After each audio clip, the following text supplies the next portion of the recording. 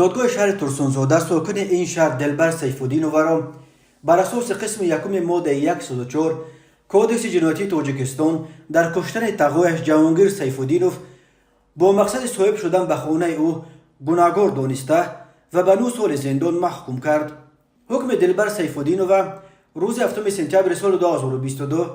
صادر شده است، ولی مرکز مطبوعات دادستانی کل تاجیکستان روز 1 اکتبر بعد قوه قانونی گرفتن حکم این زن برخی تفصیلات این پرونده قتل خویشاوند نزدیک را نشر کرد. خود زن محکوم شده و ادوکات و نزدیکان وی برای شرح پرونده دسترس نیستند، ولی دادستانی میگوید در رفت تفتیشات پیشکی و بررسی سودی معین کرده شده است که سیفالدینوف و دلبر شفقتوونا تخمینا ساعت 1 شب 11 یونیو سال 2022 در حالت سرخوشی با مقصد به قتل رسانیدن و صاحب شدن به منزل تقویش سیفالدینوف جهانگیر ساکن شهر ترسونزاده کوچه احمد دانش که تنها زندگی میکرد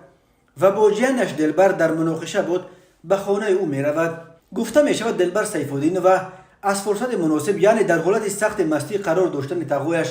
و توان مقابلت نشان ندادن را نداشتن او استفاده برده با دست راستش یک ضربه سخت بر روی تقویش زده. بر اثر این ضربه جهانگیر سیفالدینوف افتاده انگام غلطیدن سرش به در حاجتخانه برخورده است. در نتیجه مرد سرخوش با پشت بر روی فرش افتیده است. دلبر سیفالدینوف برای انجام دادن قصد جنایی خود حمله را به ضد تقویش که در روی فرش خانه خوابیده بود و یگان مقابلت نشان دادن نمیتوانست ادامه داده پای راستش را به گلوی او گذاشته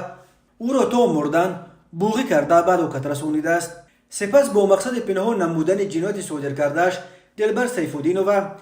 جسد تقویش را تخمینا ساعت‌های 9 همان روز به قالین در حجره بوده پیچانیده آن را به ماشینی که رو کردهش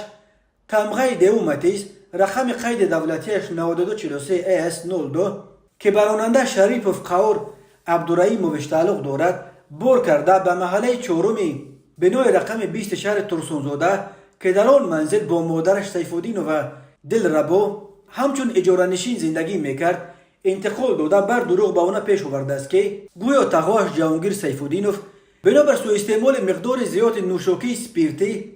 به هلاکت رسیده است. 9 سال حکم زندان برای قتل تقویش را دلبر سیفالدینوف در محبس نورک یگانه زندان زنانه تاجیکستان ادا خواهد کرد. وقتهای آخر از تاجیکستان درباره موردهای قتل خویش و تبار خبرها زیاد به دست میرسند. در جامعه مسلمانی تاجیکستان آدمکشی به صورت خود یک گناه کبیر شمرده می شود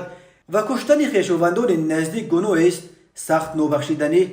جامعه شناسان در وقتهای آخر افزودن موردهای دست به جان نزدیکان خود زدن در تاجیکستان به افت ارزش‌های اخلاقی در بین مردم ربط می‌دهند. روحانیان در دور شدن از تعلیمات الهی و دین و دیانت را در این تمایل منفی مقصر می‌شمارند.